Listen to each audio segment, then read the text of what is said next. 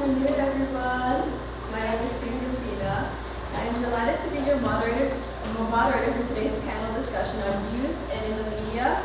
As a rising college freshman at Yale University and native Floridian, I have a background in gender equity advocacy and progression through my role as a current Girl Love Global Teen Advisor. I am also extremely passionate about using social media as a tool for advocacy and creativity.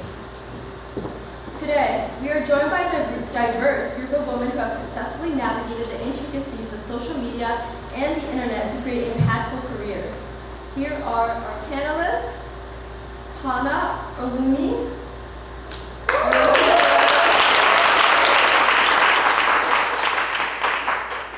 Hana Olumi is a rising junior at Harvard College. She is a communications director for the Harvard Kennedy School Institute of Politics and a former elected school board member for the Montgomery County, Maryland Board of Education. A champion of educational equity and gender equality, Hana's advocacy has focused on combating de facto segregation in schools, promoting financial literacy in K-12 curricula, and bringing free menstrual products to schools. She's a former advisory council member for the international nonprofit Period.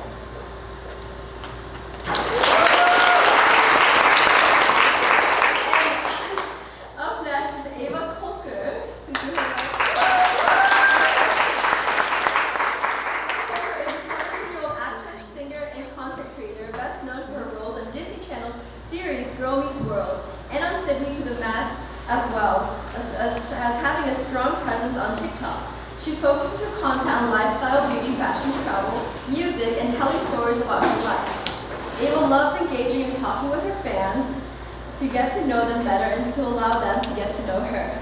She's so sweet. Through her music, Ava does her best to give women that boost of self-confidence that they need. She hopes that when they listen to her music, they feel powerful and are reminded of how incredible they are.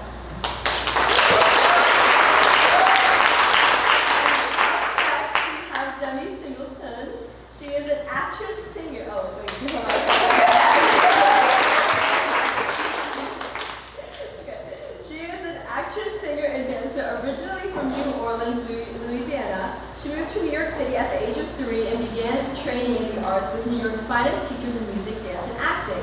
She has performed on Broadway in School of Rock, the musical, and starred in Disney's The Lion King on Broadway as young Nala. Demi Singleton recently starred opposite Will Smith in King Richard, which received widespread critical acclaim and amassed 6 Academy Award nominations, including Best Picture. Demi's portrayal as young Serena Williams garnered rave reviews. Demi recently finished shooting highly anticipated Netflix feature The Deliverance. Demi can now be seen in the Paramount Plus series Lawman Bass Reeves. So please give her a round of applause. I'd like to say thank you for all of you for taking the time to be here. And before we dive into our discussion, I want to set the intention and meaningful purpose for today's conversation. Our goal is to provide valuable advice on how to use social media and the internet as powerful tools for advocacy and creativity. We also aim to share tips on balancing personal and professional lives online and discuss how to build a creative career on social media, particularly as women. Hi guys. Hi.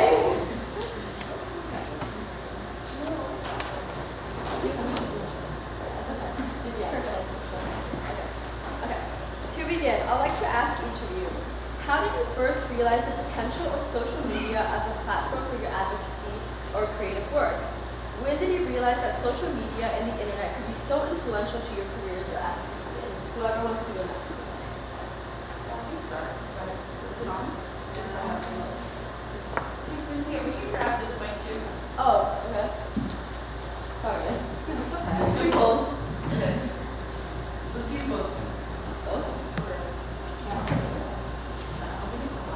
Hello? Okay.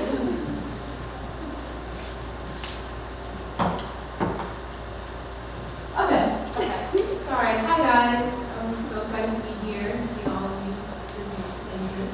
I think to answer your question, the first time I realized the power of media and what it could do for myself, for others, was probably when I was like 10 years old on Musical.ly, watching people go viral. I think that was the first time I realized just how far social media can take you. And even now, just seeing the way that people are able to advocate for themselves and advocate for things that they believe in, like, I think that is kind of what struck me, was like, wow, this is a really powerful tool and we should use it. And I think that it's great because I've been able to use it to advocate for things that I believe in. Feminism and girlhood and empowerment and things like that. So. I think for me, I was around the same age as them, to like 10 or 11, when I realized the power of social media and kind of the effect it can have on people's lives and how just how widespread it is, you know, how it can literally affect the entire world just at our fingertips. And I started a fundraiser for my cousin's cancer treatment when I was 11 years old.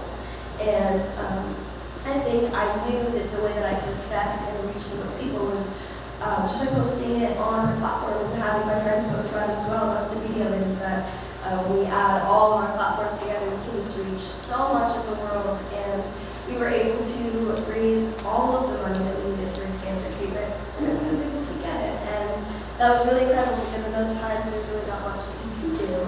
But I found something, and I found a way that I could help, and using social media to do that was really, really incredible, and helped me reach a lot of people and share his message, and also get him help that he needed.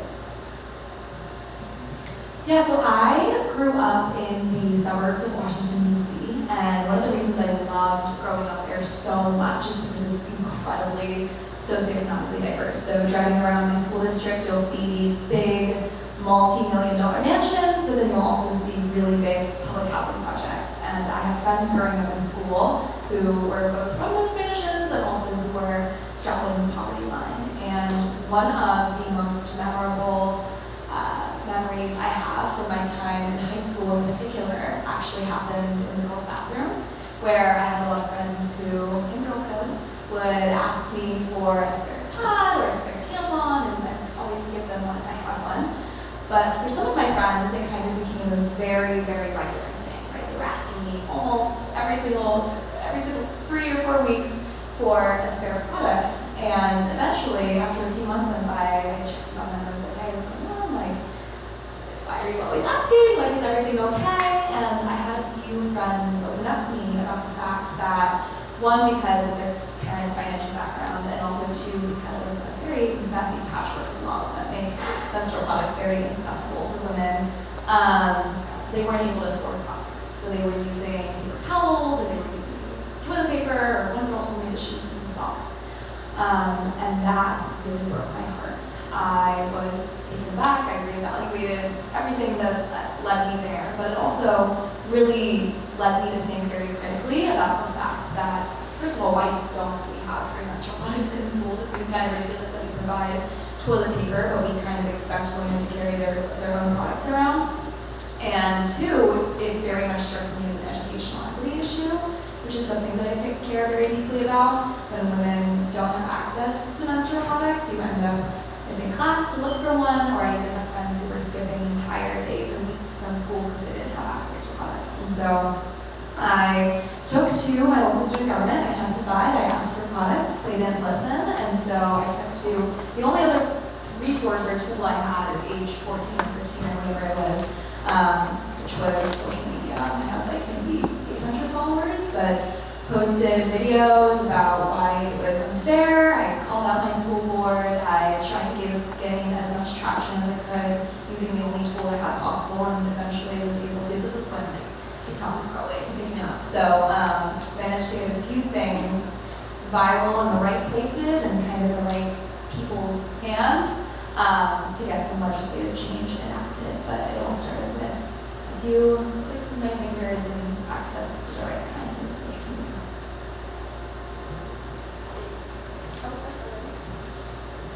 Thank you everyone for answering, and thank you so much. And Hannah, I actually want to start with you.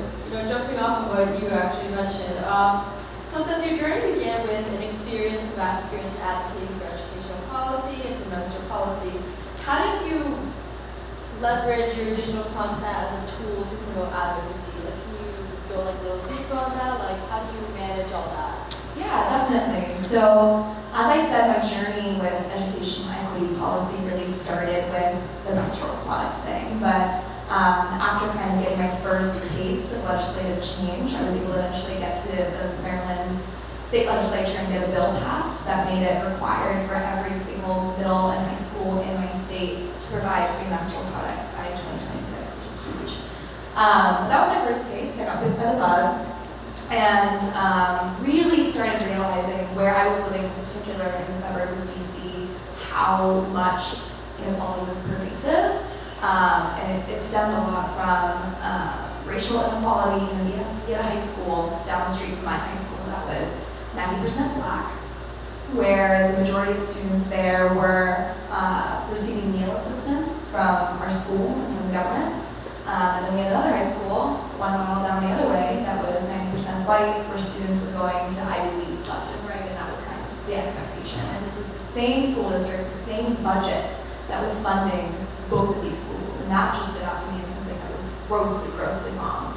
And so when I was 17, I ran for a seat on my local school board. And something that I very quickly realized about politics, especially local politics, is that it is controlled by very few people who are very strategically placed, that have the right connections, that know the party machine, that know the right donors, that have their fingers in the right pockets to really control the way electoral outcomes run.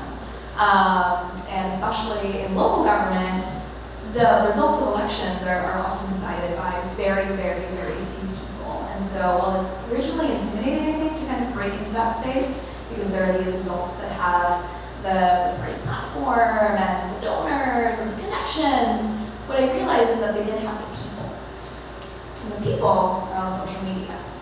And so I kind of changed the strategy from what was previously the case, I think, in a lot of political systems, where it's how do we get the people who we know are going to vote for us.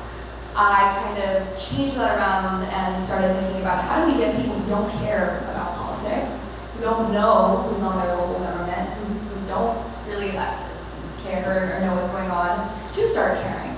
And my answer to that was TikTok. So when I was 17, again, this was really when TikTok was picking up, I started campaigning for a seat on my local school board using TikTok and posting videos. I was studying trends. Every TikTok growth person out there will tell you that the way to grow is by studying trends and applying them to your niche. And my niche was Montgomery County, Maryland school board politics. And so that's kind of how that went down. I eventually ended up winning that election with 78% of 88,000 votes, which is crazy, crazy to think about now.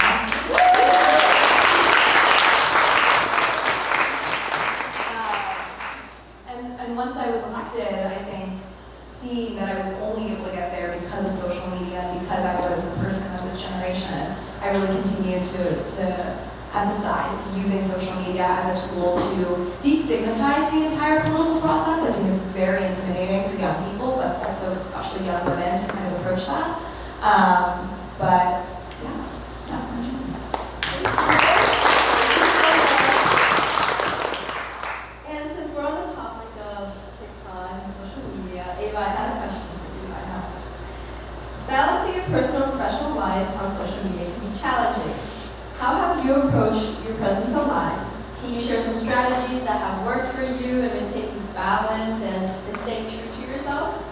Yeah, of course. I think that is probably one of the parts that I struggle with the most about just kind of posting my life online, is finding a work-life balance when work is posting your life.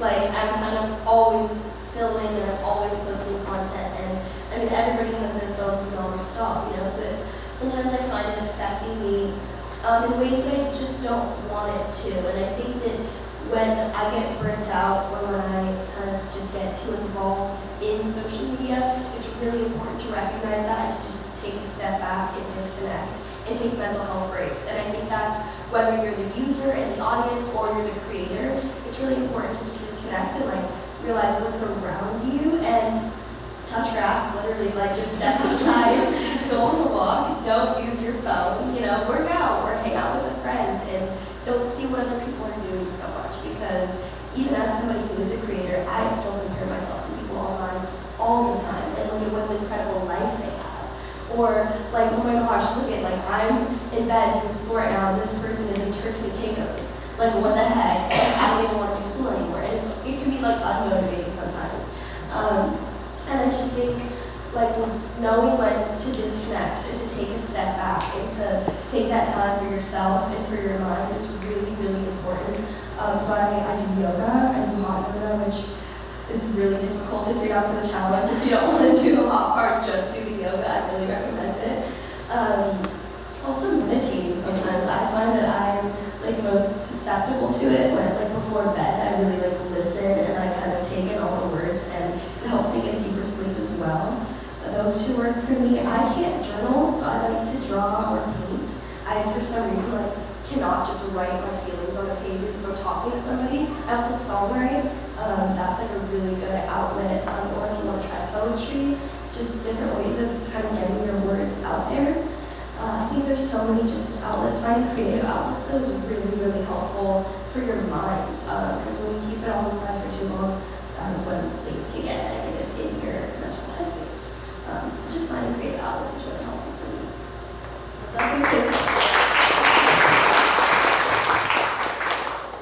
That makes me so those tips, to be honest. Me too. Debbie, as a nose actress building a creative career on screen and social media life, what unique challenges have you faced with the press and have you growing social presence? What advice would you give to other women looking to follow a similar path? I think that the biggest challenge I face is probably learning ways to use, I guess, social media in ways that don't feel really evasive.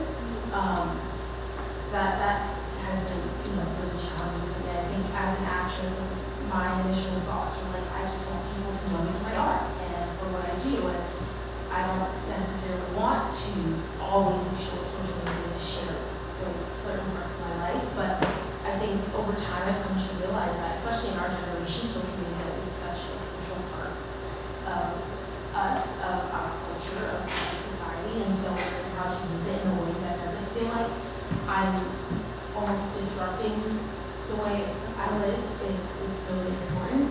And so I guess ways that I, learn how to do that is only posting when I feel it's necessary and not posting because I feel like I have to, because I feel like I know it, to share those parts of my life. And also only posting things that feel like they matter to me, and I mean that's something that we use social media, you post some things that you want, post some things that you don't. So I think like I went with my book club. I started a book club with a company called Fable, and I've chosen to spend a lot of time posting and sharing that information because it matters to me. It's what I want to have out there, and it's important to me. So I think just balancing, I guess, the important with the unimportant is something that's been really helpful for me and how we rise to do something. Please give her a round of applause. Thank you so much. That was very good. Thank you. Okay, so as we wrap up, let's give the audience a few quick insights on how to best manage their social presence. So we're going to ask some rapid fire questions. Okay, the first one. What is one thing you do to stay safe on social media? So just quick responses.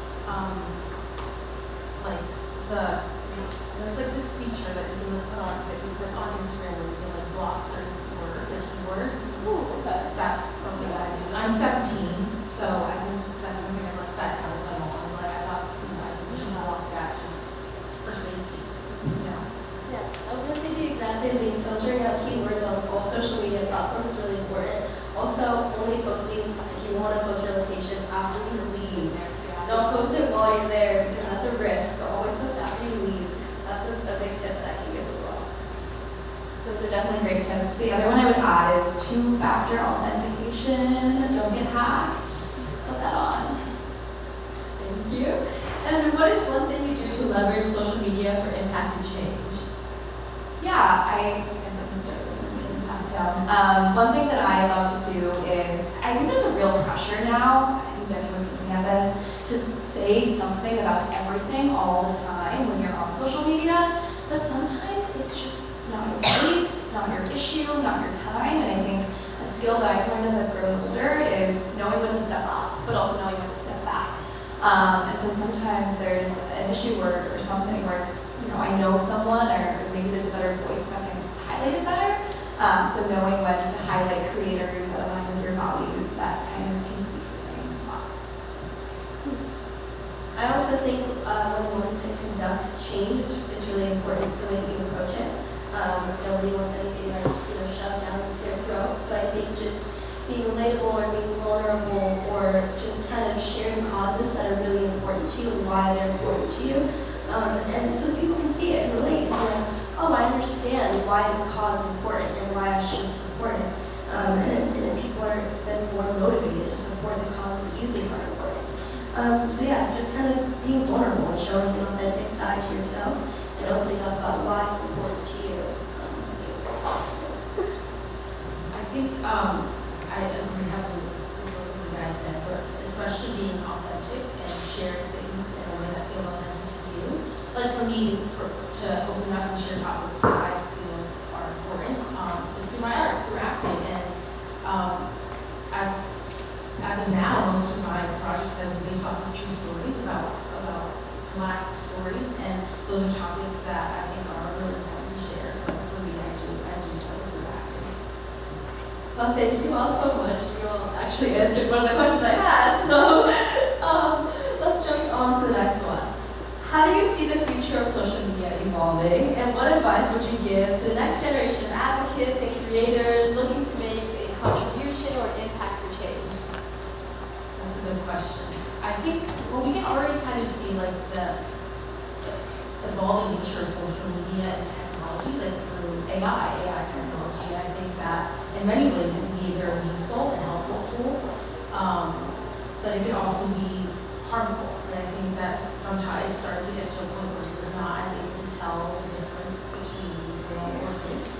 And so I think that the biggest piece of advice I would use is to maybe not compare yourself to everything you see on social media, because like I said, it's one of the things that we're not seeing are authentic. They're not even human. So to try not to be so hard on yourself because you might have seen something on social media that seems better than what it is that you think that you have going on. But yeah. No, I definitely agree with what Demi's saying, and I think we're seeing social media impact all parts of our lives now, and it's kind of everywhere that we go, and everybody knows the most recent TikTok trends. It's like literally everybody is involved in it, whether they want to be or not. So I just think, like, moving forward with what Demi said, just really try not to compare yourself to people online, because I'm sure, especially as women, I'm sure we all kind of struggle with that, when everybody is just putting out this perfect version of themselves all the time. But I think we can kind of change that by showing ourselves at all times. And I try to do that, especially on Snapchat. I don't post myself when I wake up, even though it's hard to do. I want people to follow me. I want the people that follow me to know what I look like in the morning, but this is definitely not what I look like all the time or what I'm doing all the time. So just kind of posting your highs and lows and sharing how you feel in those moments so that the people following you know that you weren't perfect all of the time. I think that's really important for the next generation of social media, to just kind of highlight the lows as well, because there's not enough of that, I think. I think that's a really, really great point about highlighting the lows and showing everything on social media. I'd also say just like post. Like if you have a belief or an idea that you want more people to have or you think needs to be shared with the world, definitely post. We are at such a unique time in history, and our generation is so special, and that you do not need a fancy title or a fancy job or some fancy connection to have your message and your word out there. All you need is your cell phone. And so if you have something that you want to share, an idea, a belief, again, anything, put it out there. And I think you'll be surprised how quickly like wildfire can spread. Thank you all.